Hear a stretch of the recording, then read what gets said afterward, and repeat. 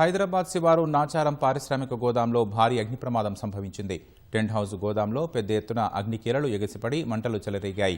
గోదాంలో ఉన్న టెంట్లు, కుర్చీలు, సోఫాలు, ఇతర సామాగ్రి పూర్తిగా అగ్నికి ఆహుతయ్యాయి. ఫైర్ సిబ్బంది హుటాహుటిన చేరుకొని 4 అగ్నిమాపక శకటాలతో 3 గంటల పాటు శ్రమించి మంటలను అదుపులోకి తెచ్చారు.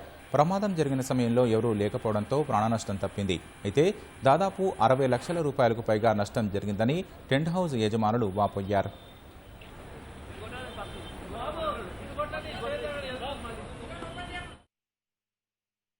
రూఫ్ పై నుంచి మంటలు ఫ్లేమ్స్ వచ్చినాయి. బట్ ఇమీడియట్గా పక్కనే చెర్లపల్లి బౌజర్ కూడా అవి అందుబాటులో ఉండడం, తర్వాత సికింద్రాబాద్ నుంచి ఒక బౌజర్ తీసుకురావడం, ఫార్చునేట్లీ ఒక 4 వెహికల్స్ రీచ్ కావడంగానే ఫైర్ కంట్రోల్ అయింది.